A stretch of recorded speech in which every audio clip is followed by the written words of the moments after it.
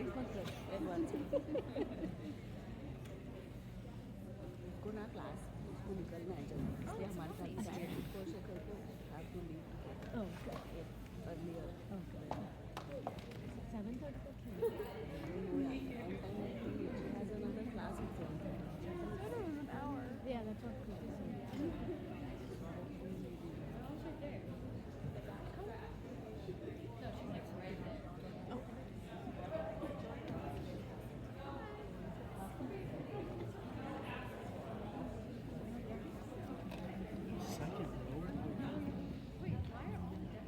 Good evening, everyone.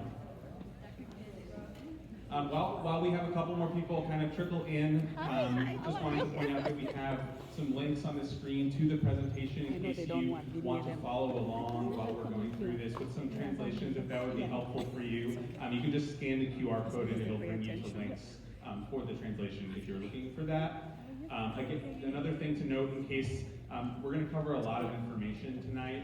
It might be overwhelming and feeling like it's hard to keep track of everything. Just know that we are actually recording this and we'll be sending it out probably sometime tomorrow with links to this presentation as well. So whatever works best for you in terms of following along, taking notes, but again, don't feel overwhelmed if you don't catch everything. Looks like maybe the trickling has settled down, so we're going to get going. Like I said, we have a lot to cover tonight. Thank you so much for being here. You made it in from the cold outside. It was pretty brutal on my way in.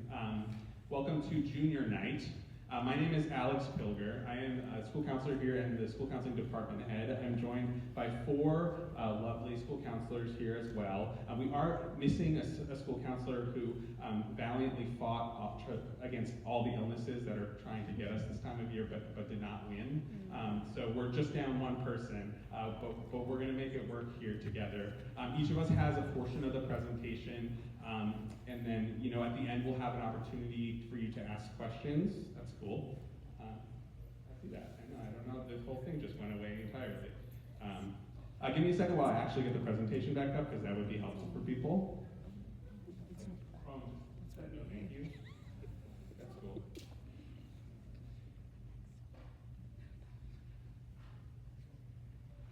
Yeah. Okay, we're good. So, junior night. Just want to frame the conversation we're having, and then pass it off to another one of our counselors just to really get us in the right headspace to talk about this. But tonight, this is a future planning conversation. It is January of 2025. We're hoping everyone here is or has a junior in high school. If not, you can follow along and you'll get some information. But this is targeted specifically at juniors in high school and the families of juniors in high school. And the thing that I just want to preface before we get into this is that we recognize that everybody is at a different point in the process of planning for the future at this point. There really isn't a right or wrong place to be right now. And I think sometimes students talk to each other about where they are, and they can get the perception that they're too far behind in the process, but we want to reassure you that wherever you and your students are at right now is totally okay. We can start from totally scratch right now, and by the time we need to make real concrete decisions, as long as we talk about the processes that are going to happen, we are totally fine. So just want to set the tone, we're expecting that people are coming from scratch. If you've already done some legwork into thinking about the future, that's awesome. Some of maybe the beginning slides might feel a little bit redundant, but we really think it's important that we talk through the entire process of making a big decision after high school. So with that said, I'm going to hand it off to Chris and Kyra, who will handle the first part of the presentation. That's us.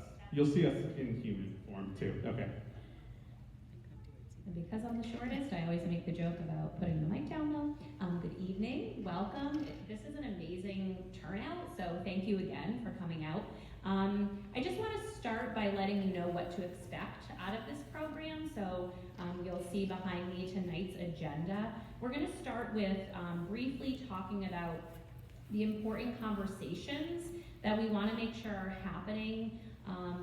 Students asking themselves questions, parents asking questions, and then coming together as a family and talking about the answers. So we'll talk a little bit about those foundational conversations. We'll talk about students finding their path. We'll talk about the different options and the different paths, and students figuring out the best path for themselves. Different ways to explore and research those different paths and options. Factors in admissions and how to build your list. That will take up some of the time tonight for sure. We'll get into the application basics so that students know what to be thinking about now, how to start preparing some of those basics, and then we will send you off with next steps for all of the planning. Awesome. So just really briefly, I'd like to see a show of hands of students and parents, everybody here, just really quickly, how many of you over the last week, month, several months, year have said to yourself or to the person you came with or to a friend, like, where do we even start with this whole process? Like, how many of you have found yourselves saying that at some point?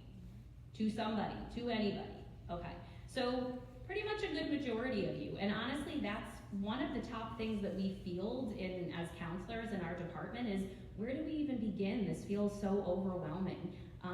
What we would like to suggest is something very basic that's going to set the foundation for this whole process, which is having open conversations with each other. We're looking for students to ask themselves some really reflective questions about where they see themselves, about what their goals are, what kind of path feels right for them or feels comfortable for them. And then we want the family to come in and listen to those answers and start having some conversations about what the student is thinking. So we have a sample of them up behind me. I'll just kind of touch upon a few of them, but this is really what we're looking for students to be asking themselves. So when you get this email to you in the future, this would be a slide that we really want the students to go back to as a foundational tool to really jumpstart this program. So again, like, how are you feeling about your future? When you think about your future, what do you envision? Where do you see yourself? If you have a sense of what you want to do, whether it's a career or a major, do you know how you need to get there? What are your different options? What are your goals? So some of these may feel really big to you as students who are in the audience listening to those questions. So we want to offer you some places to start with getting those answers. We use Naviance a great deal with our students, especially junior year and senior year. We've done career exploration sophomore year, so there's some wonderful tools in Naviance if students are feeling like they need to do a little bit more in that regard to figure out what path they're going to go into, what type of career might be a good fit for them. There's a lot of information, a lot of surveys, questionnaires that students can do in Naviance in regards to careers. And also for colleges, it's a fantastic college research tool as well. It's primarily what we use with our students for both of those. So an excellent place to start to get some of those answers. Colleges and career websites are also great. They're very up to date. They have the most up to date information, especially colleges. So we encourage students as they're researching to go right onto the college's website if you have questions. We have linked in this program, you'll see the post-secondary planning resource, which is on our school counseling website, so we encourage you to get familiar with that. Mrs. Kennefic, our administrative assistant, does a really nice job of keeping those resources up to date. The one thing we neglected to put on here is us, as your counselors. Probably the most important thing. We all collectively have such a huge wealth of knowledge in this topic. We're really eager to talk about this with you guys, students and parents. So we cannot stress enough that students, especially if you have questions, if you have concerns, you just want to talk about some of those questions from the last slide. please make an appointment. Please reach out. You will have that opportunity. We'll talk about one-on-one appointments with your counselor later in the program, but you are the reason why we do this job. We are here to help you through this. Once you have sort of figured out a little bit more clearly what that path is going to be, we want you to identify what those are. If it's college, come up with a general list. If maybe you're thinking about going to a technical school or do some career training, getting some things down on paper and then going to visit. That's really the ultimate goal. The visit is so important for so many reasons. You can get a really good sense of if a certain placement is right for you. You can learn a lot of information, but also, I'm going to steal Miss DeRoche's term, and she tells her students you can go and do a vibe check, right? So you're going to check the vibe. Does what you're looking on paper match what you're seeing in person?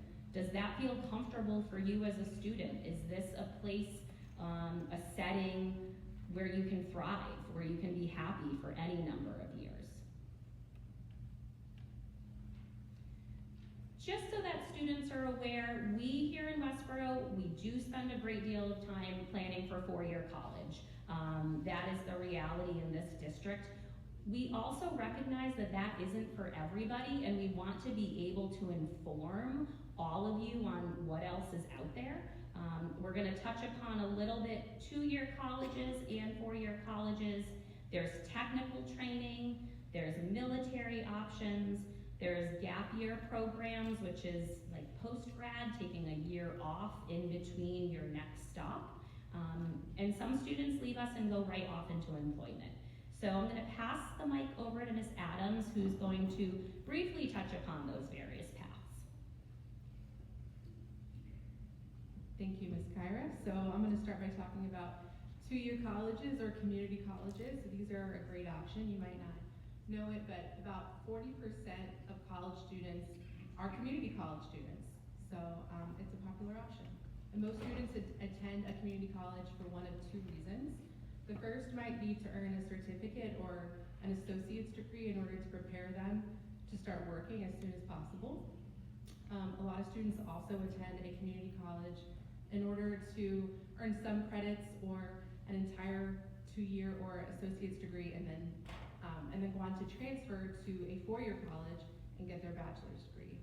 So some reasons why some students want to do that: it's more affordable, it's more flexible as well. So if students need to work part-time or even full-time and also want to attend college, it might be easier to do that at a community college. So here's some examples of some local colleges that offer these programs. The closest one is probably QCC in Worcester. It's a good option.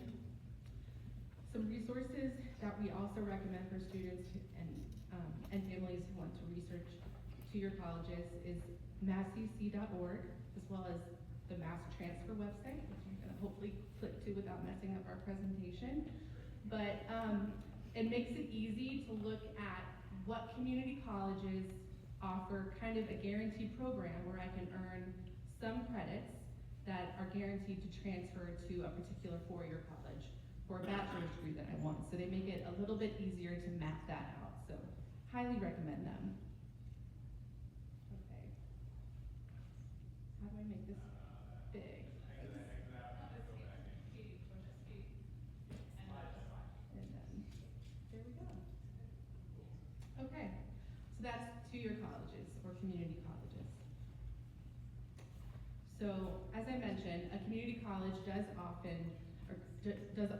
offer technical training as well. So that might be a certificate, or it could be all the way up to a 2-year associate's degree. That is geared towards, again, a certain career. It could take a few months or 1 or 2 years. There's a whole range of vocational technical training, anything from technology to business to healthcare. It's all there. Again, it's offered by community colleges as well as tech schools. So there's a lot of examples of some tech schools in our area right there. Another option is a gap year. So some students might want to take a gap year if they believe that they need to develop some more academic or personal skills before they begin college. Some want to volunteer or learn language or travel.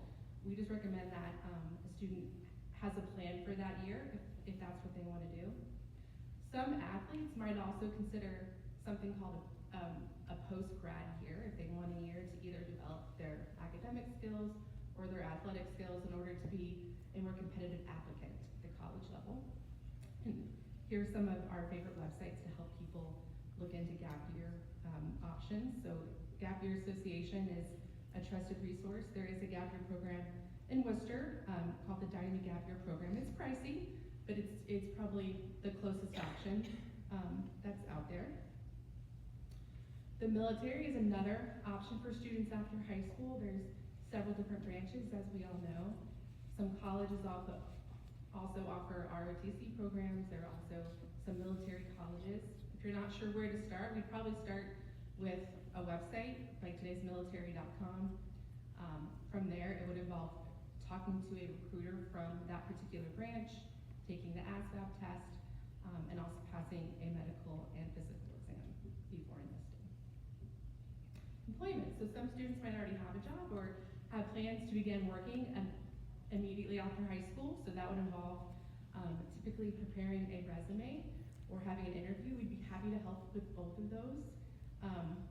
The Mass Hire Career Center in Worcester is also a great resource. It can help students with job training and also the job search. For students or families who are looking for help not only with on-the-job training, but also might need more support with healthcare or housing, there's also the Job Corps in Grafton. So that's another great resource. And now I'm going to pass off to Mr. Rush. Hi everybody. So now we're going to start to dive into the four-year colleges. I know it's probably what a lot of you are here to learn about. There's a lot to it. So your four-year colleges, that's where you're going to be earning your bachelor's degree. It can prepare you for some careers. So some careers you just need a bachelor's degree and then you can go straight to the workforce. Could lead you to graduate school, med school, all these fun places. You can do this either by living on campus, you can live off campus and be a commuter, or sometimes you can even earn your degree online. So college is expensive, right? So one thing we want you to really understand is the different types of colleges that are out there. So we have your public colleges and universities. So these are schools that are state funded, okay? So, UMass, right? That's a state university. There's also in-state universities. So for us, all the UMasses, Worcester State, Framingham State, lots of them out there. And then there's some out-of-state public universities. I happened to go to an out-of-state public university. I went to UConn. Didn't get in-state tuition, so remember that. Just because it's a public university doesn't mean it's cheaper for you necessarily. There's also private colleges and universities out there. These schools typically have a higher tuition rate. There are some colleges that do meet 100% of financial need, while others do not. If that's something that you're really interested in, definitely be looking at colleges' financial aid websites. There's also merit aid and need-based aid. So I'm sure y'all are going to be super excited to see what your kids get for aid. Merit-based aid is institutional grant aid offered based off of the strengths of a student's application, whereas need-based aid is based off of a student's financial aid application, so that FAFSA application. Okay, financing college. This is the part that is scary for the parents. So you're most likely going to be filling out what's called the FAFSA, the free application for federal student aid. U.S. citizens and permanent residents are eligible for federal aid. If you have any question as to if you would qualify, there are definitely resources that we can show you so that you can see if you do qualify. All colleges accept the FAFSA as part of their financial aid review process. There's also an additional aid application called the CSS profile. Through the College Board, it costs money. Typically, private institutions require the CSS profile. Some private schools will require it, while a lot of them don't. There is a list of the schools on the College Board website, and you'll be able to figure it out there. MIFA is an amazing website if you're like, how are we gonna do this? They have a lot of different resources for everybody. It's the Massachusetts Educational Finance Authority. They even host webinars from time to time. We've had students meet with them one-on-one through Zoom. They have a lot of really great resources, and I highly recommend that you go there for your first step when you're thinking about how to finance college. Every college will post a net price calculator. It's kind of required for them to do that. Whether or not they are accurate is one thing. It can give you a good estimate, but we cannot guarantee that these are 100% accurate. But if cost is a big factor for you in deciding which colleges you want to apply to, use these net price calculators so that you can get a gauge as to, okay, I can only go to a school if it falls within this certain range. Let's see if it falls in there. And now we're moving on to Mr. Pilgrim.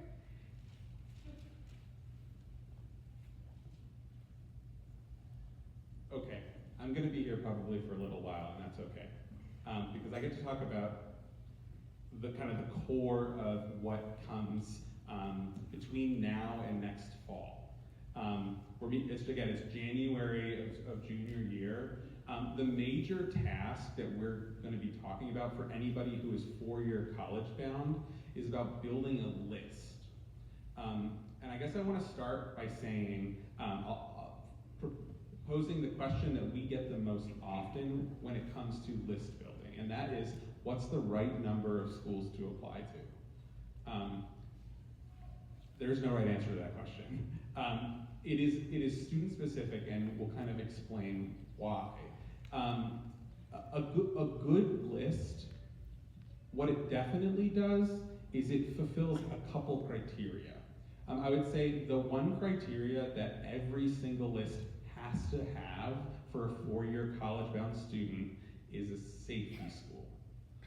We throw some terms around throughout the process that you're going to hear, but a safety school would be a school that we are almost 100% positive, or we're really 100% positive based on as much data that as we have available that the student is going to get into that school.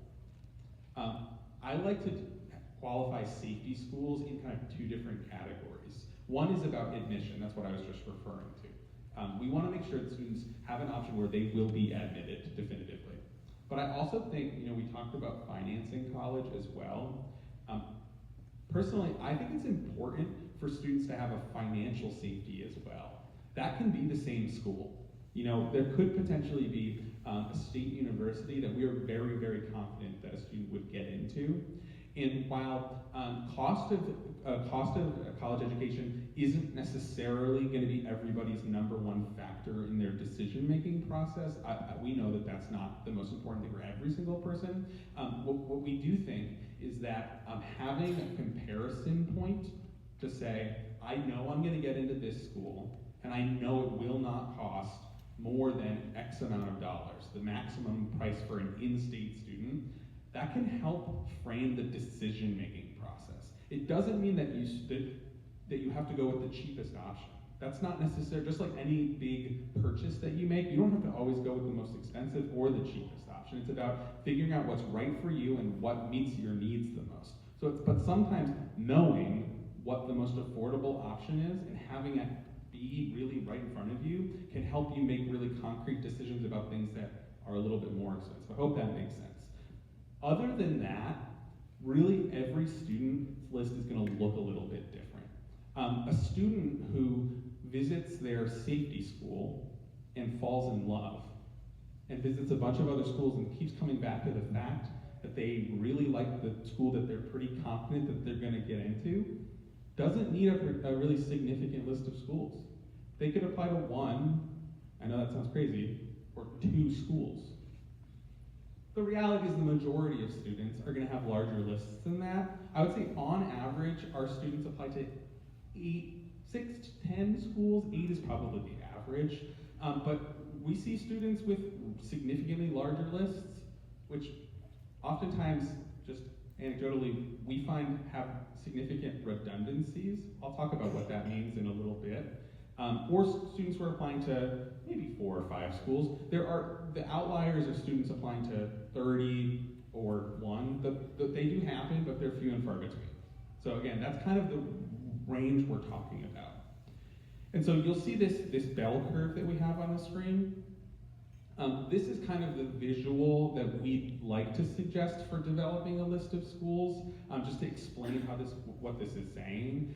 Basically, one end of the bell curve would be the number of safety schools that we have. We don't need to apply to 6 safety schools. If we do our research and we find 6 schools that we're very confident the student is going to get into, we don't need to apply to 6. And I think we have a lot of students who are very anxious about whether they're going to get into school, which is understandable, but they apply to 5 safety schools. And at some point, it's important to do the research ahead of time to identify which of those safety schools really is the best fit. It usually does not make sense to have 5 or 6 safety schools. On the flip side, what we would call a reach school would be schools that, based on all the data we have available to us as it compares to the student making the application, we think it's probably not likely that they're going to get in based on the fact that they fall underneath averages or other students with similar profiles in the past have not gotten into schools. Now, we would never say don't apply to reach schools. Reach, it's meant to be a part of a list for a student, but I do think we'll talk about what the difference is between like what a good reach school is and what's just kind of like throwing an application money down the drain. Like, we want kids to find schools that are pushing, but not really unattainable. Partially because the application process does take time, and that can really be like draining for students who are just pumping out like super reach after super reach application, but more just because like the reality is that rejection is part of this process for many students, but when it's all of the process, or when it's 95% of the process, like that does take an emotional toll on students as they get their acceptances and rejections back. So what that leaves, we have maybe 1 or 2 reach schools, maybe 1 or 2 safety schools, but the majority of what we want students' lists to look like are what we call fits, or good fit schools. And I think that fit is the word that is going to keep coming back up. We want fits for students not only in terms of their likelihood of being admitted, but also in terms of what it might likely cost, also in terms of whether they feel comfortable on the campus, also in terms of whether the food's any good. Like, there's all these different things that are important to identify fit, and it all comes with research. So, just the general message, like we want balanced lists that are really most heavily fleshed out by the fit schools, and it is okay to have a couple reach schools and a couple safety schools, but really trying to find those ones where students look like the students who tend to go or tend to be accepted at schools. That's how we do that. So, with that said, we want to talk about how we think we can do this research. Like, what tools can we use most actively to do the most informed research? And so at this point, I'm going to shift over to Naviance. So Naviance, we referenced it already in the section about self-exploration. I'll show you where that is on Naviance from a student's perspective, but the majority of what I want to show you is the college research part of that. So students all have access to their Naviance accounts. We hope that they've been looking at it already, but if they have not looked at it in a while, that's okay. This is the tool that we're going to be using from now until they graduate to do some of this legwork. So, I'm going to pop over to student Naviance login. I don't know why, where's this one? Give me 1 second to get logged in here.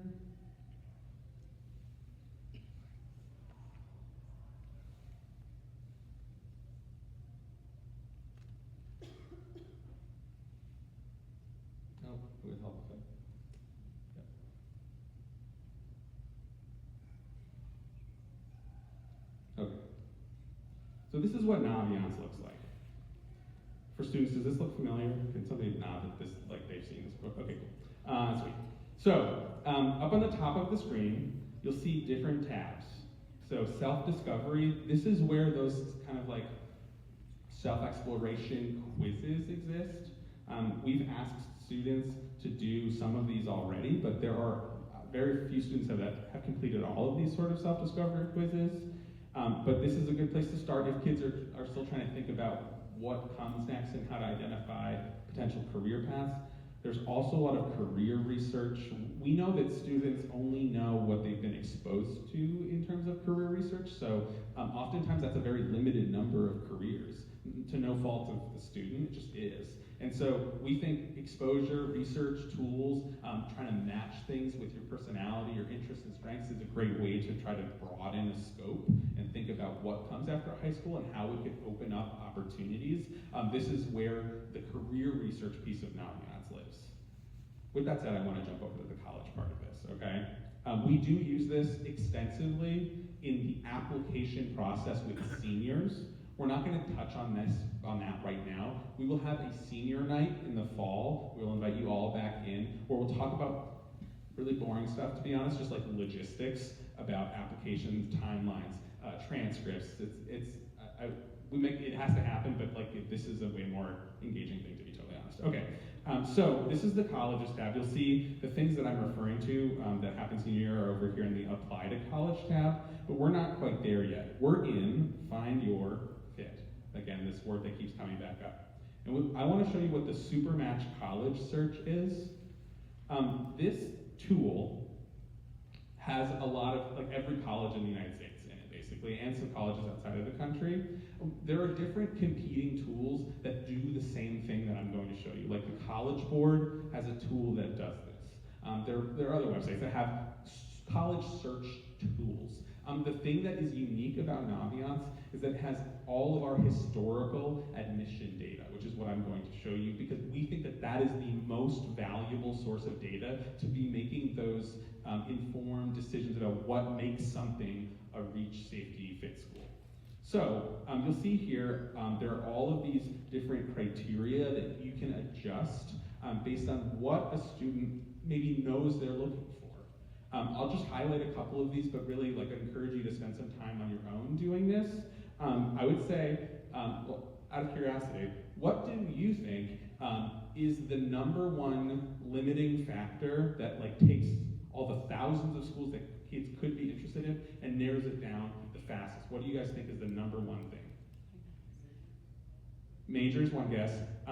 That can be true, but to be honest, there's only a handful of majors that are actually super limiting. The majority of colleges offer almost like a lot of these common things. That's a good guess, though. It's definitely something I'm going to put in here, though, in a second.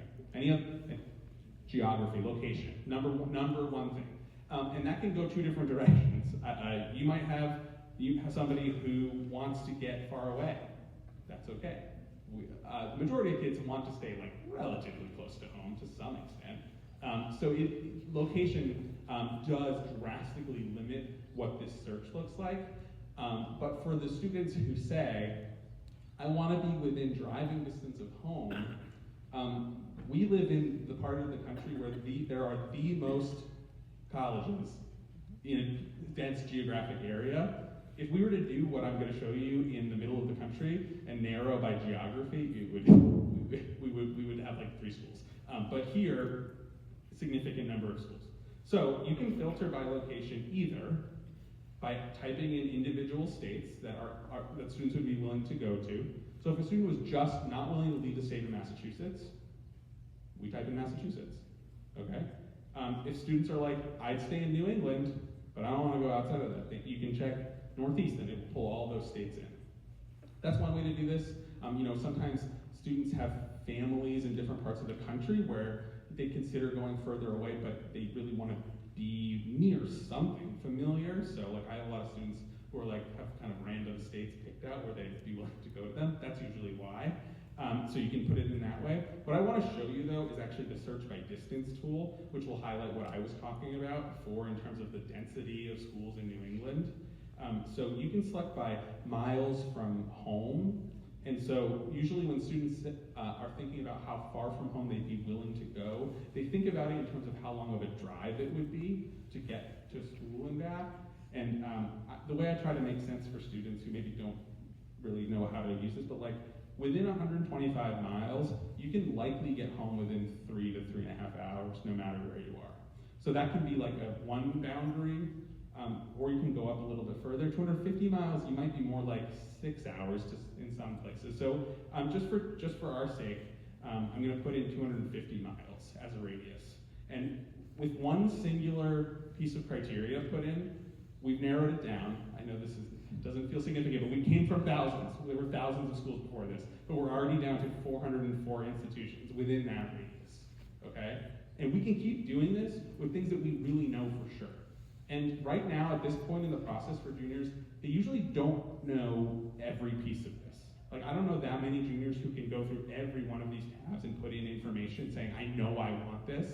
This is useful when we are very confident about certain things. And so some students might say, I know that I want to be either in or have access to a city. Like, I can't picture myself going to school in a super rural setting. Oftentimes I have students say that to me, and then I have to talk about where the majority of large state universities are. There's not a lot of space to build gigantic state universities, so the majority of them, like Amherst or any other state stores, are in rural areas. So just something to figure out. But for that student who was very confident about that, we can select in a large or small city, in a suburb near a large city, or a suburb near a small city. So in or access to a city, and look, we dropped it by 150 more schools. You get the point. This is just one criteria, and it is, I would say, the most common thing that students are thinking about at first, but you can go through this. I just want to highlight the major piece that you talked about. You can come to academics and say, I'm looking for a bachelor's degree in. Can you give me an example of a thing you could study in college? Sweet. We can say keyword robotics. Ready? Robotics, I would say, is an example. Well, robotics is an example of a major that is not incredibly common, like compared to some other things that we could put in. They're within 250 miles in a city. We have 2 schools that say that they have a robotics program. Now, I just want to highlight what this tool looks like. When you type in robotics, it is highlighting specific majors with the term robotics. So I just want to give you this knowledge. Like, for some reason, this grabbed mechatronics, robotics, and like some very specific things. 2 does feel a little bit low for me.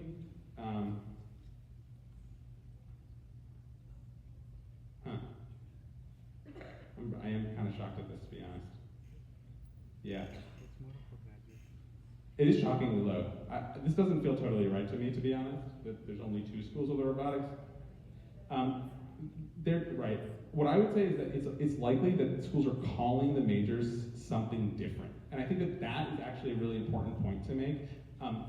Other than like your most typical majors like English, math, chemistry, biology, anytime you get into anything nuanced, and I guess I would put robotics, I think we're all familiar with what that means.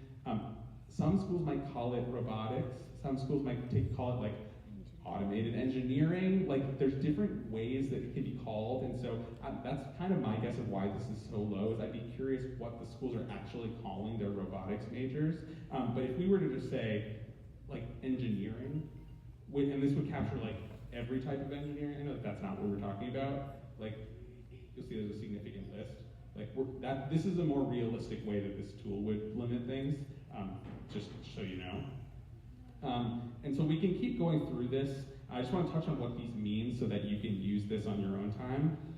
Admission is a thing that talks about acceptance rates and how it pertains to your student's profile. And it talks about acceptance rate in a percentage, as a percentage. One thing I want to note, schools with a 25% or lower acceptance rate, like, we would likely think that the majority of those schools are going to be reach schools for many students at Westborough High School, just based on the numbers. And I like to highlight this with students because sometimes, like, if you think about a school with a 10% acceptance rate, there are a lot of schools out there, especially in New England, with 10% and lower acceptance rates. Many students that I talk to might see themselves as being in the top 10% of their class. We don't actually rank students in our classes, but they might have that perception, and they might be right that they're in the top 10% of their class. But to make sense of what a 10% acceptance rate is, any student who's applying to a school with a 10% acceptance rate thinks of themselves as being in the top at least quarter of their class. So it's a self-selecting group of applicants, and only 10% of those kids are getting it. So it's kind of exponentially harder to, as acceptance rate decreases, it's exponentially harder to get into those schools. And so I think it's important, because I'm going to show you where we can see schools' individual acceptance rates. It's important to keep an eye that as we go down, the impact of a lowering acceptance rate has a more significant impact on getting in or not getting in. So, but you can filter this for different tiers. I'm going to filter just for the 50% or lower acceptance rate. I would call these schools selective to very selective. But if a student maybe has a different academic profile and they'd be looking for more open admissions, they might be not entirely open, but something that has a higher acceptance rate, you could just select different boxes here. So we'll see that dropped it to 29. So we're very quickly kind of knocking things off of a matching list, and this can get dangerous because as we keep going, the more criteria you put in, you'll see these are in a category called must-have, which means that it eliminates anything that does not meet those criteria. You can shift things over into this nice-to-have section and say, well, it's not a deal breaker, but I think I'd like it. Then things will still come up as matches. It would have a higher number than 29 if we had nice-to-have for certain things. The other things I just want to touch on, I'm not going to go into in ton more depth on the tool, and I'm just going to show you what data exists, are, let's talk about this, institution characteristics. One thing that students tend to be looking for or thinking about are what size school they really feel like they belong at. Westborough High School is a 1,200 student school. A 1,200 person college is a very small college in comparison, and a lot of students are looking for either something that feels intimate and feels like they know people, in which case maybe they're looking for something that's very small to medium. Other kids want the feeling of being anonymous and not knowing anybody, and they might be looking for very large and mid-sized schools. If we filter, I'm not going to do this for this purpose, but if we start filtering with size, very quickly our list is going to shrink drastically. So I would only encourage people to do that if they're pretty confident that's going to be an important factor for them. There is a tool about cost here. I think that at this point in the process, as Mr. Roche touched on the financial aid process, it's important to understand that you're not going to know exactly what a college costs until students' financial aid packages come out if you're applying for financial aid. Some people opt not to apply for financial aid and will pay full price, and that's okay, but if you are applying for any type of financial aid, you won't know the exact number that a school costs until a student gets into the school and then is offered a financial aid award package. And so while for some people cost is incredibly important, and that's totally normal, but I think that when you're going through the building process of a list, it's important not to get super caught up in that, because sometimes what we call the sticker price, it's like shopping at DSW. I don't know if you know this experience where every single thing is discounted to some extent, or nothing is actually the price that it pays. That is the price that you pay. That is to some extent what the college research process and college financing looks like. And so it's important to pay attention and be like, oh, that's an interesting number. But I would never say let's not apply to a school because of what it says it costs, because some of these schools can do pretty amazing things with financial aid, and some of them can't. If a student wanted to do some sort of athletic activity, if they wanted to play sport at a Division 1, 2, or 3 level, you could put that in here. I'm going to move on from this, but you get the point that you can filter this with things that are really vitally important. What I really want to show you next is just what comes out of this and how to use this information to gauge how to build that list. And so I'm just going to pick the first school that came up, but we can go through here. Has anyone heard of Trinity College in Hartford? Yep, okay. So if you click on this school, again, we should open a new tab from here. It brings up a tiny miniature page about Trinity. And the first thing that I like to look at is this bar right here. There's a thing that says average net price. Again, I wouldn't totally use this. I wouldn't use this and say like definitively that this is the number that you're gonna pay. It asks you to like put in your family's income and then it'll change. This is not accurate. Like, I just want to be clear, like, this is not accurate. The one thing that actually is valuable about this is by manipulating this number and going from this to this, you can kind of tell which schools give significant need-based aid. Because at a school like Trinity, when you make the switch from this income category to this income category, there's a $36,000 difference in what people are average paying. Again, don't count that exactly, but the point is, you can tell that difference that they're factoring in a family's financial need to determine whether what the family's going to have to pay to go there is a drastic difference. There are some schools that we could click, and I'll try to find one as a comparison, where if we flip this family income, you'll see like $5,000 to $10,000 difference. We're not talking $35,000 difference, okay? So Trinity, I think, is one of those schools that actually takes the CSS profile, which we mentioned earlier. It's a financial aid application, and they might also be a 100% financial need met school, so which makes sense based on what we're seeing here. Anyway, we have graduation rate. 77% might sound like a low graduation rate. For a high school, that's an atrociously low graduation rate. At a college, it's actually pretty good. And that's because graduation rates don't factor in kids who transfer. Transfer is a reality in college. We should have probably said this before, but in the college application and decision-making process, students are only making a decision for like one semester. You pay for a semester. And if students are unhappy, they apply for transfer.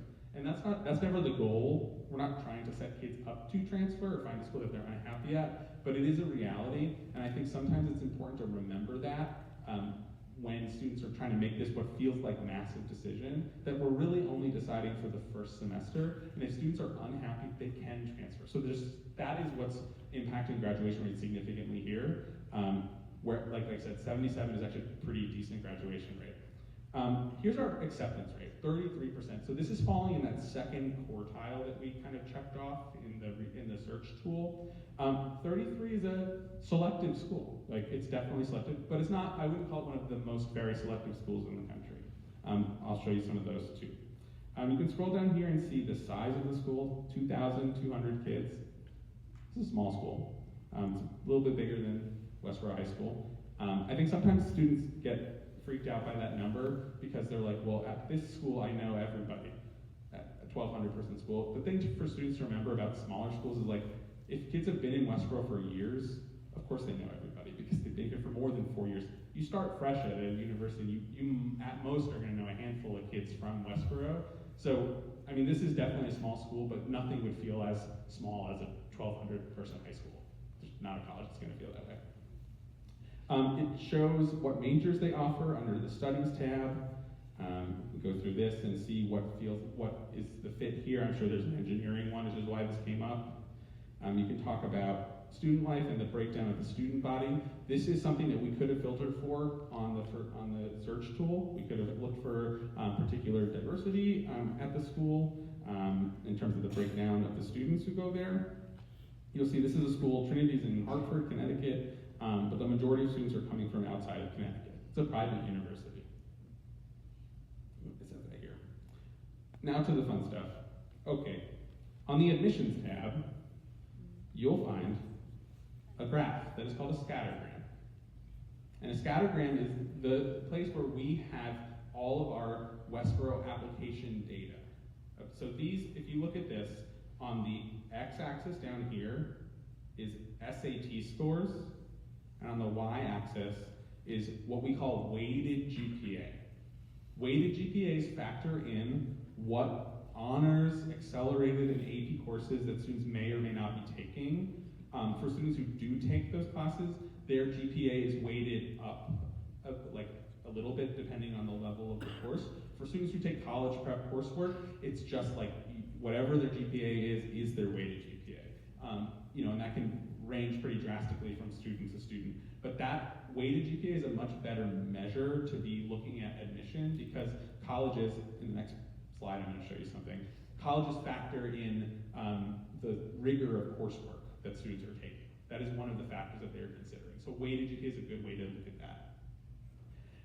So again, y-axis is weighted GPA. I'm going to try to zoom in here so we can see a little bit better. Weighted GPA on the y, SAT on the x. You can also flip this to ACT. We're going to talk about testing in a little bit and like the different types of standardized testing, but just anecdotally, the SAT is the most common type of standardized test that students are taking at Westborough High School. We also will talk in a little bit about the fact that many colleges are still offering test optional admissions. We don't have that data here. We have that data elsewhere, actually. But for this purpose, you can kind of look at this and try to figure out what students are getting in here. So, what I see here, green check marks, as you might guess, are students who were admitted to Trinity College. Blue circles are students who are waitlisted. Being waitlisted means you do not get in, and you can join a wait list, and if a slot opens up after they've taken deposits from all the kids who do want to go there, if there's still a slot open, they may offer those slots to students who have chosen to join the wait list. That usually is not happening until May or June of their senior year. And so while waitlisting is not a rejection, there are very few students who really choose to stay on wait lists and then get off the wait list. It's not impossible, but I think there is something like a psychologically challenging thing about keeping the door open just to potentially get no answer. I see a question over there. What is the range of this data? How far back does it go? The question was, what is the time range of this data? I think that this data is from 2016 on. Does that sound right? I feel like that's the last thing I saw. So I will say, this school, we have a decent number of applicants. I mean, this is a small school within a decent radius of here. There are some schools where we have hundreds and hundreds of applicants based on the type of school. So I think that 8-9 years of application data, it's enough to see some trends, but it's not none of this is a perfect tool, to be honest. It's just this is the best we're going to do with what we have. So what I would say about this is there's a couple X's which are just straight rejections. The thing that I would garner from this graph, this might not be the most incredible example, but here's a student, if you hover over it, it says they have a 1410 SAT and a 3.203 weighted GPA. And so this is the clear outlier in terms of the GPA specifically, whereas their SAT scores are actually comparable to many students who did get in. And so this school, I think pretty clearly has a minimum GPA point where they're really not going to consider even, strong SAT scores are not going to overpower a low GPA at this school. But I would also say, with the number of wait lists in this vicinity, 1360, 446, that's a very strong weighted GPA, and a pretty darn solid SAT score as well. It's not mind blowing, but and then same here, 1490, really strong SAT, 4.2, really good weighted GPA, wait list. This school is not a safety school for anybody. And that's not because kids will not get in. Clearly kids are getting in here, but we just don't have significant trend data about this school to call this a safety school for even the valedictorian of this high school. I mean, I think we had to bet money they're probably gonna get in, but there are some weird outliers here where for some reason or another, maybe they're looking for other things in applications other than those two criteria that are not numerical data points that we can draw on. Does this make sense as how I'm interpreting this? I want to try to find something where there's a little bit more clear of a thing. How about this school? Has anyone heard of this school? UPenn? A lot of students have heard of UPenn. UPenn would be what we consider an incredibly selective school. They publish an 8% acceptance rate. I think it's actually probably lower than that at this point. Similar, look, I mean, UPenn, I Ivy League school only has an 86% graduation rate. Like, see what I mean? Like, some kids are going here and leaving. They're just like, this is not the right fit for me. Similarly, we can mess around with the same thing and go, all right, what happens? Oh, $48,000 difference. Like, UPenn is going to help people out who need help financially to go there if a kid gets in. That's, I mean, I think we probably know that anecdotally, but like, that's what this is telling me. But just to jump over to the admissions section, oh no. Oh no. Yeah. I'm trying to zoom in here and I'm struggling. But, I mean, this is what we experience on a year-to-year basis for UPenn and many other Ivy League schools, is that the majority of students, even kids with 4.9, which I don't think I've even seen a kid with a 4.9, 1540, are not getting in. There are a couple random out kids who are getting in here. 1564.9, that's pretty good. You know, these are great, these are fantastic applicants. A couple outliers. You know, but like this is a reach similar, but for a different reason than Trinity. This is a reach school for every kid, a reach school for every kid. It's right? For every single student who goes to Westborough High School, this is a reach school. Now, does that mean this kid should not apply here? No. Like if they are interested in this school and it's something that, you know, maybe they are like above a cutoff somewhere, like we can't be here. You know, this is a really good student, like 1384.04, like there are a lot of really good students who are there. Like, it might not make sense for that kid to apply to UPenn. It really might not. Like, but if a kid wants to throw a dart up in this category and just see and be prepared for the likely answer, that's okay. I think what gets hard is like when kids are picking 10 of these. Like 10 of these?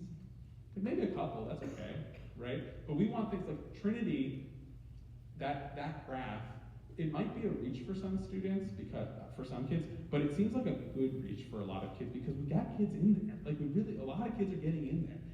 For some kids, it might feel like a fit school, where like, you know, we're in that category where a couple of kids are getting waitlisted, but a lot of kids are getting in. Like that's a fit.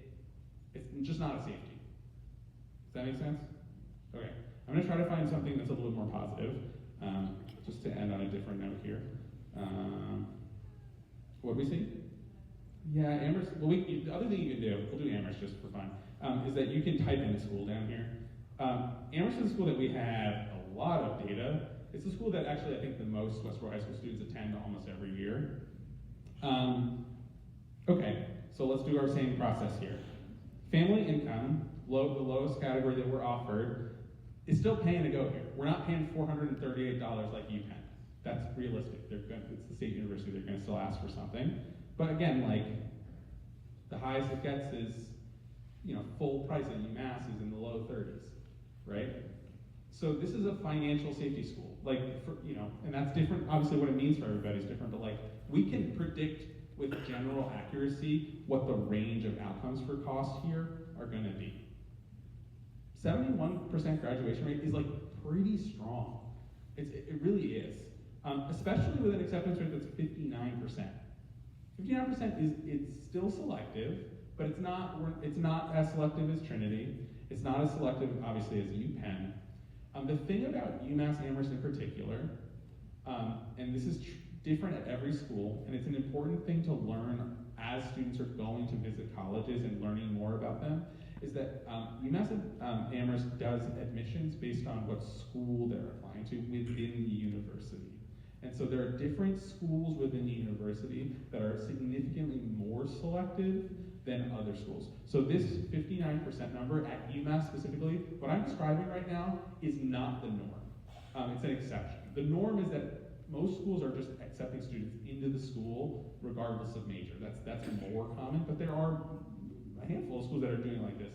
If a student's applying to nursing at UMass Amherst, it's like in the highest category of reach school for the majority of students. It's incredibly selective. If a student's applying for computer science, incredibly selective. If a student's applying for English, it's not incredibly selective. So this is like, the 59% is like mashing that all together into a singular number. And so we'll look at the graphs and it'll definitely tell us something, but when we see outliers, where we're like, that person didn't get in, it's almost definitively because of the major they chose. And the fact that they were applying to one of those most selective majors. UMass pretty openly talks about which of their majors they consider the selective majors.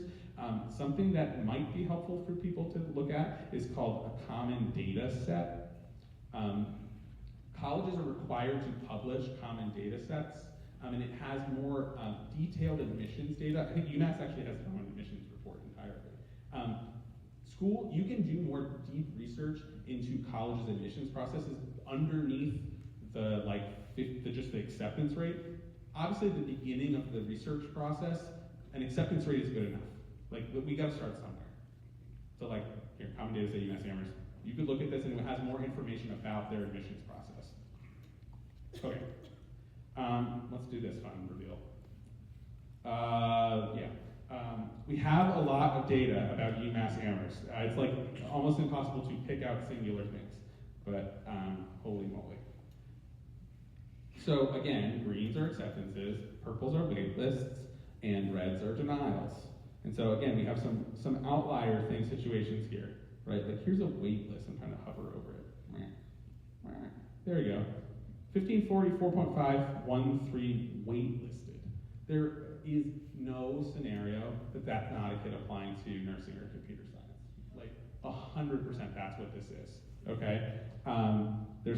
That's what these weird outliers are. And so for a student who is interested in those subject areas, UMass is not a safety school. It just isn't.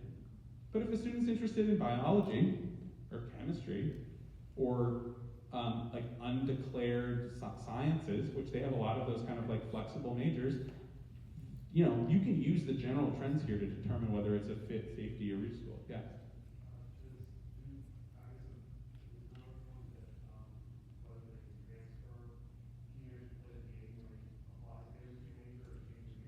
Yeah, so the question is, can you finagle this and get in as a different major and then apply into one of the more selective majors?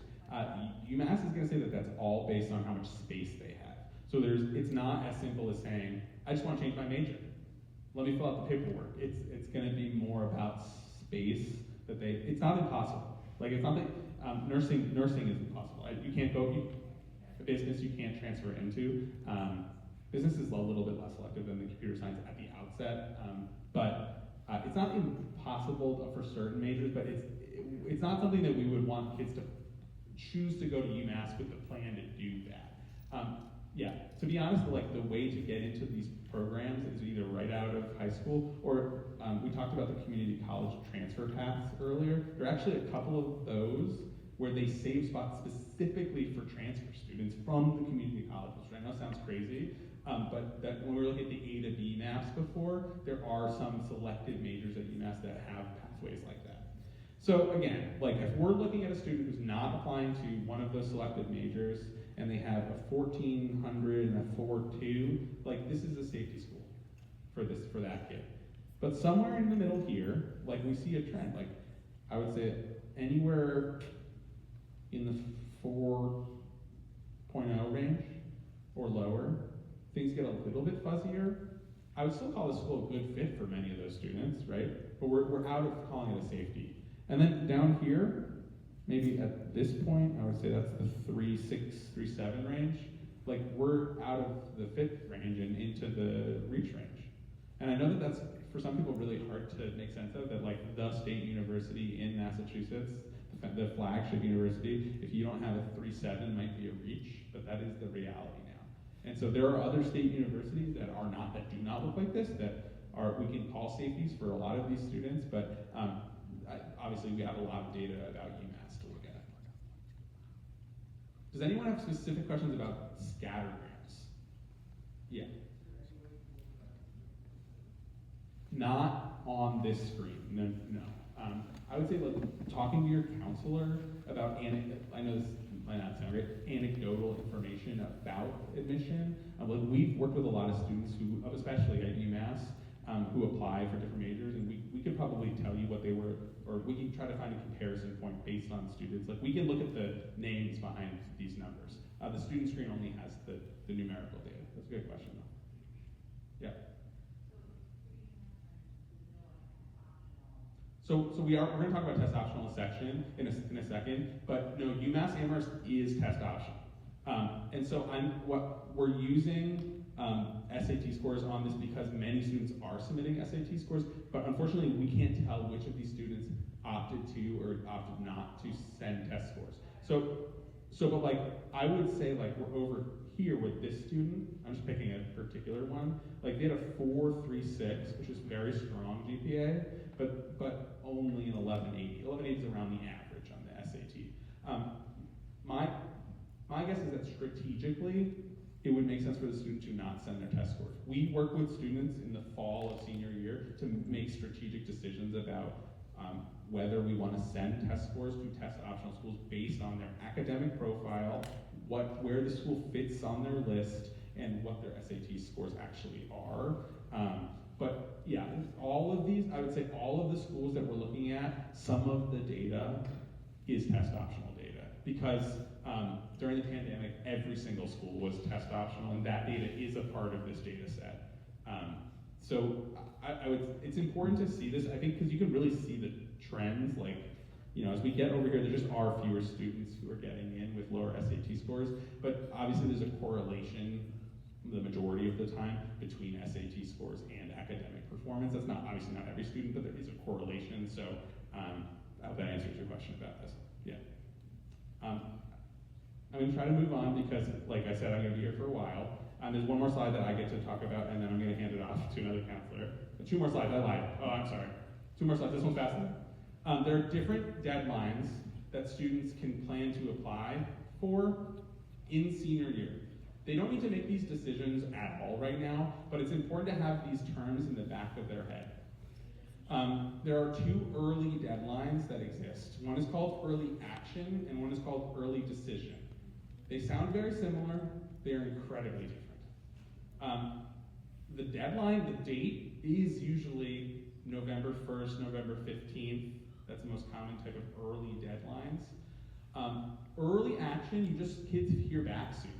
They apply in November, they hear back December, January about the school. So for kids who have strong applications, are applying to mostly fit and safety schools, and have like, their application is in a place that they're happy with and they're like done with the materials that they need, it makes sense to apply early action to schools that offer it. Early decision is a binding application. It's the same deadlines, but you have to say and sign off, and we have to sign off on something that says that the student understands that if they are accepted into the school, that they will attend. So early decision is reserved for students who know definitively what their top choice school is. You can't apply early decision to more than one school. It's one school. So early decision is not uncommon here, but it's not the majority of students who apply early decision. The reason why people tend to want to apply early decision is that the acceptance rates are higher for early decision. And that's because when students are applying early decision and signing something saying, I will go there, the colleges know that they have like locked in a student for their incoming freshman class the next year. And this is a numbers game for colleges to a certain extent. It's like, you know, when they just throw out an acceptance with no guaranteed binding admission, like they can't be sure that the kid is going to come fill their class. With early decision, when they accept that student, they know that they're going to get the deposit. If they go early decision and the financial aid package isn't sufficient, what does that mean? The greatest question, yes. When students apply early decision and the financial aid package is insufficient to make the school affordable, what happens? It's school specific. What I will say is that on the early decision agreements that you and we have to sign, usually there is a clause that says if this is not financially feasible once you get your if you're applying for financial aid, that's one of the questions, and the school's not financially feasible, that you can get out of the contract. I will say anecdotally, I've never actually had a student do that. But there is a clause in the majority of early decision contracts that do say that you can get out of it. But that's only if you're applying for financial aid. And that is one of the boxes you have to check on it is, are you applying for financial aid, yes or no? Does that make sense? Yes. My question is, can you apply 2 different majors from the same school when you apply early decision? say like chemistry and math? Yeah. The question is, can you apply to multiple majors when you're applying early decision? Yes, if the school in general allows you to apply to multiple majors. Most schools, I guess let me clarify. Most schools, when students apply, pick one major. And then some schools ask for a backup major. It's not that they're applying for a double major. Double majoring is an option for many students in college, but you don't apply for that. That's something that happens at the school later. You apply for a singular major and then you can put a backup. So a student could be applying early decision and do that if the school is like offering that in general to their students. Yes. So the question is, can you apply to one school ED and then the rest of your school's EA? Absolutely. That's the major. For students who do ED, they usually are applying EA elsewhere. But yeah, it's not. Those are not conflicting at all. You can do both of those. Yeah. So the question is kind of about the strategy around when to use. If you're going to apply ED, what type of school to apply to? So, like, should you use it on a fit school, safety school, reach school? That depends entirely on you, your conversations with your family about your list, and like what your school that you really want to go to is. I think we really think that ED, while it is strategic, should be the school you really want to go to the most. Like, it really should. There is a strategic component to this, but I don't think we should sacrifice a school that you really, really want to go to just to be strategic about ED.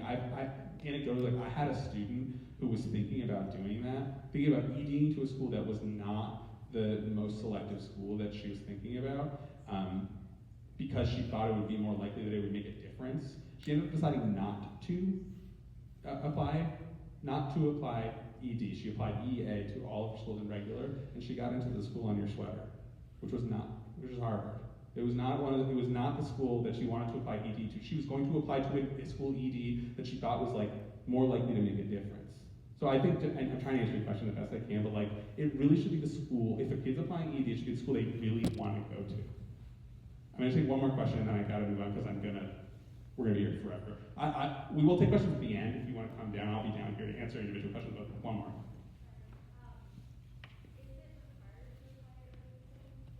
No, absolutely not. The question is it required to apply early decision to one school? No, this is about conversations at home, what makes the most sense, like, are we in a situation where we feel comfortable like committing to a singular school? Like, it takes a lot to actually get to that place, to say like, yeah, I'm ready to commit to one school ED. Okay, I'm sorry, I gotta move on. So there are those early deadlines, and then the regular decision deadlines tend to happen January 1st and beyond. And the majority of students are applying using the common application, which is a thing that you can fill out one time in the fall, and then many schools accept it so that it saves some time rather than completing an application for every single school. Many schools have like individualized sections that you need to fill out. That's where a student would like ask to apply to a particular major and put it back up, but that's the common application. We don't really want students to be making these at this point. The application process really is end of summer, start of fall, because we have some directions that we give in the fall around the application process. That's the common application. This is my last slide. Okay. This is the results of a survey of college admissions counselors about what is the most important things that they're considering in reviewing college applications. So there's 185 people who were surveyed, and they listed the top, I want to point out the top three things, were the things of considerable importance in their admissions decision. The top three things are high school grades and college preparatory courses.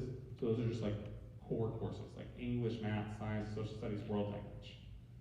Total high school grades across courses. That might be including electives or areas of interest for the student.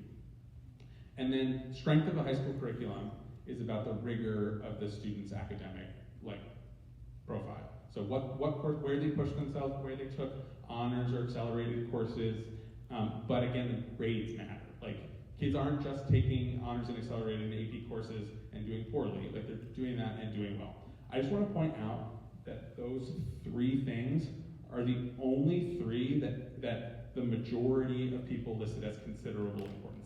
Every other piece of information is at most of moderate importance to the majority of these admissions counselors, and that's including a couple things that I think are important because we hear about them a lot. Like you'll see down here, I guess I can do this. Extracurricular activities.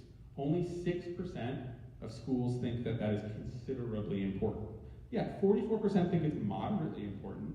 30% think it's like of limited importance. And so sometimes we have conversations with students where they're like, well, yes, my GPA is lower than the average, but I've got a great activity resume. And like, that's great. Like, we hope that people are doing that because they're interested and like passionate about their activities. But based on this, like, it's probably not going to be the difference maker if a student's not at the right academic profile at the majority of schools. I'd also point out test scores. Like, yeah, there are still a couple schools that care deeply about test scores, but the majority of schools are saying this is moderate, limited, or no importance. Okay? Obviously, there's outliers in different directions, but this is something that you could explore. Like, again, I'm gonna send this out just to look more deeply at this, but I think the highlight was just like, it's really about academics at the end of the day for colleges. And some of the other things are important. We're gonna touch on a little bit of this in the next section, but the majority of it is of less importance. Thank you. I know that was incredibly long. I'm gonna hand it off to, finally, Amanda Ugrant.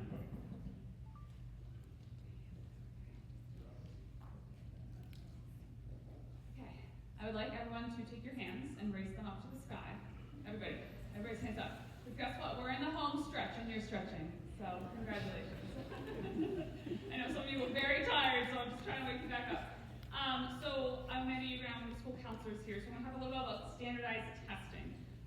So although a lot of schools are staying test optional, we still kind of recommend that students do take one of these standard tests by the end of their junior year, whether that be the SAT or the ACT. The SAT is a 2-part exam. It's in English and math. They can take that here.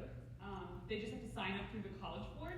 And then the ACT is a 3-part exam, English, math, and science. So if you're better at science and you know that like English is not your strong suit, it might be a good idea to take the ACT. I always say you can also test as many times as you want. There is no limit to how many times you want to test, unless you don't want to pay any money. But you can take the test over and over again, and you can decide what test scores you decide that you do want to send to your colleges. Some students take both, and it really kind of depends on the school that they're thinking about applying to. If test optional means test optional, it's true. If they're test blind, that means they don't take any test scores. It's really kind of up to you, your family, and like we can help you decide what schools you might want to send your test scores to. We have like a range. We have data sets from Westborough. We have data sets from national data sets from the colleges of like which schools should you send scores to, which schools you shouldn't send scores to. It's a lot of different information around that. Khan Academy also can connect to your College Board account and give you free test prep. So if you're struggling in one specific area, it will give you personalized lessons to kind of help improve that score in that section. So we always recommend like use your resources, do those kinds of things. Luckily, all of you have taken the MCAS, so you kind of know what a standardized test is like. So that will be kind of the process and similar, that standard piece. It's really easy to kind of sign up for the SAT. You do have to, or ACT as well. You have to make a College Board or ACT account. They'll tell you the test dates and where the locations are, and then you kind of register like a few weeks before the test. They essentially will send you an email confirming this is your date, this is when you go, those kinds of things. You don't have to test at Westborough High School, but if you decide to test elsewhere, you might have to check with that school if they're offering students that are not from Westborough to take those tests. Okay? Okay. Letters of recommendation. So oftentimes, most colleges, some programs, and even some employers are looking for a letter of recommendation that can kind of highlight you as a student and as a person. So sometimes some colleges will kind of say like what kind of recommendations you might need. Some schools are very specific. They want one humanities teacher, which would be an English or a history teacher, and then one science or math teacher. Some will take 5, some will only take 1. There's a lot of different kind of pieces there. After April break, to have time, wait till April break to ask your teachers to write you letters of recommendation, okay? Having that personal one-on-one conversation with your teacher is extremely important. So students should not just email their teacher and be like, hey, write me a letter. No, you should go up to your teacher and have a conversation with them and be like, would you be willing to write me a letter of recommendation? Every teacher here kind of does it differently. I have some teachers that will write hundreds of letters. I have some teachers that will cap it at 30, so once the 30 kids, if you're the 31st, they say no. It is not part of their job description to write letters of recommendation, so it is outside of their role, and so they do this as a favor to you, so you need to be very, very thankful to them. And remember, it's also about the relationship you have with your teacher. If you got an A in a class, and yet you never spoke to that teacher, you never went to their room after school, you just did really well on your tests, probably not a good idea to ask for them to write your letter of recommendation. It would be someone that you have a good relationship with. It's someone that knows you as a student, but also your character, because they're going to want to talk about both. And then, which teachers are you going to choose? Gosh, we could kind of go through hours and days of picking a different teacher. Sometimes students might ask our opinion on who should I write letters of recommendation, and then we kind of help them decide just based upon what they're looking for. It's really up to the student to make that kind of personal connection with that teacher. The college essay or the personal statement. This is always one that I get a lot of questions about. It is a maximum of 650 words, so it fits on one page, okay? It is gotta be something that you can read aloud to your grandparents. So be careful of how much you say in the essay. Don't necessarily tell them about the time that you broke the sink in the bathroom at your parents' house and you had the police called on you. Be very careful what you put in your essays. It's kind of what's missing from your application. Who are you? What do you want colleges to know about you that isn't already said? It is not a regurgitation of your activity resume or what you've done in high school. You can write about many different things. We have some brainstorming exercises we use from College Essay Guides. It's a website. You can pay for them, but there's a lot of free stuff on there. We tell students to go through the free stuff, do some exercising, kind of figuring all those things out. And then the Common App itself will have vague prompts to provide opportunity for students. You can use a prompt on those. Those are all kind of different things. We tell students that really, they're welcome to start thinking about what they want to write about. Some of their English teachers in their junior year classes at the end will start that process as well. And I always suggest start writing a draft over the summer. Share it with me. I'm happy to sit down with you, go through it, see if we want to do some tweaking. You want to make sure it's going to fit into the applications that you need, and then go from there. So there's a lot of different steps and processes to that. Okay. So we're kind of almost at the very end of our presentation. So what I'm going to ask is that you all want to take out your cell phones and go into the QR code. We're going to do something called a Mentimeter. I want to see essentially where are we at in this process and how you're feeling about this process. Oh no. That's okay. Hold on. Give us a second. I'll be back up. So the question I believe is using one word describe how you're feeling right now about this process and everything, right? I think One word to describe. one word, just one word. Please do not write a sentence. It's just one word. Yeah. Here we go. Wow. You can write as any kind of words that you want. Wow. The biggest one is the one that's coming over and over again. Look at all this.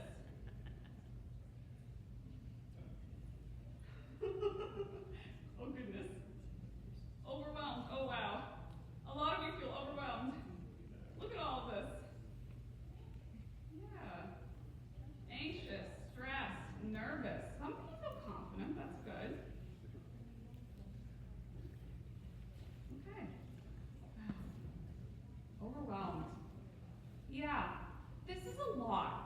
And as school counselors, our job is not only to support you in this process, but also to support you emotionally and support your mental health for our students and help our families support their students in that kind of process as well. It's a lot. There's so much information out there. Some of it's misinformation, some of it's information that does not pertain to Westborough High School. It's really, truly kind of an individualized process. We're here to help. We are 1,000% here to help.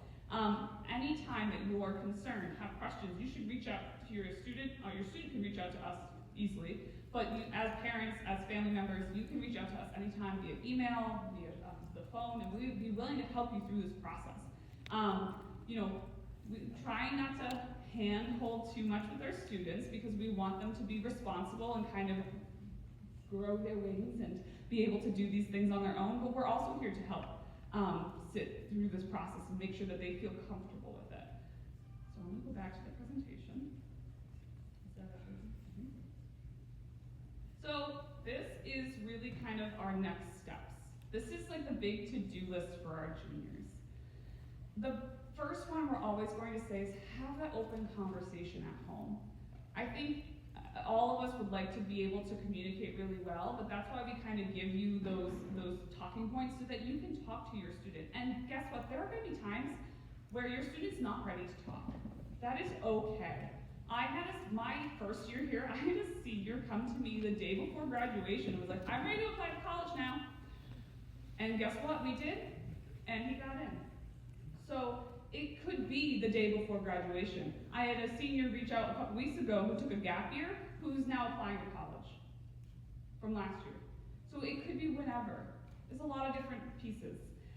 Research those options. We have those tools in Naviance for you to use, but you can use your own research tools as well. It's really important though to note that like some research tools have a bias and have an agenda, and the top USA Newsweek rankings are somewhat paid and not really the same way. But just thinking about research options, you're gonna wanna schedule those college or program tours. You as juniors and your junior families get 3 excused absences from the school so that you can go visit colleges. I always say like to take an extra long weekend sometimes would be great. And then seniors also get 3. But if you don't use those 3 this year, goodbye, they're gone, okay? Sometimes colleges count that as demonstrated interest, and some schools, especially our really selective schools, are looking for that demonstrated interest. We're going to do course planning for their senior year as well. That will be consulting with your counselors. That will be called February? Yeah, February, and kind of that piece as well. You might want to plan for the SAT or ACT if you think like it's going to be important for you to take that.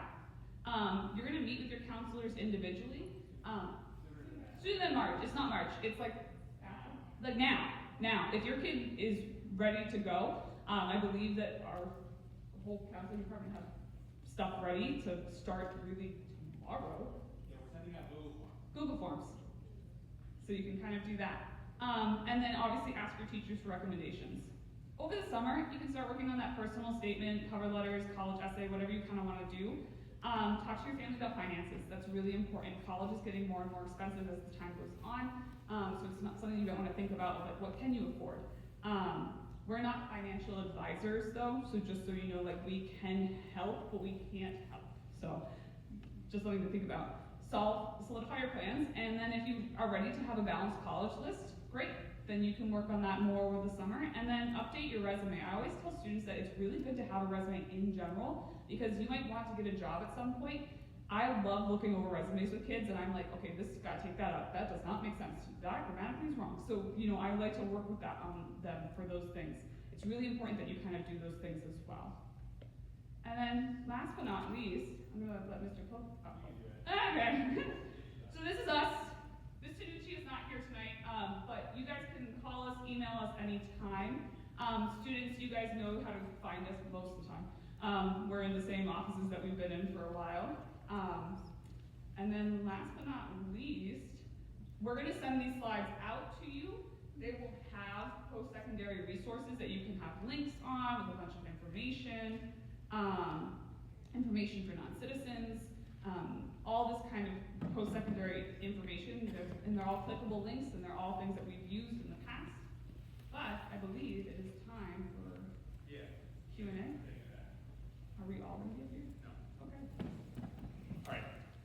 We know this is a very long presentation. I feel like I'm back in an hour and a half college lecture, except I'm giving it instead of taking it. That's fine. I think rather than taking like back and forth question and answer, I know some of you need to go. We'll be available down here to take individual questions if you have them. Again, feel free to reach out to us another time if it needs to be a longer conversation. We're happy to talk on the phone or via email. Really appreciate you being here. We're here to help support you, and being overwhelmed is okay. It's just time to get moving. All right, it's time to start taking some steps. So thank you so much. Thanks for being here.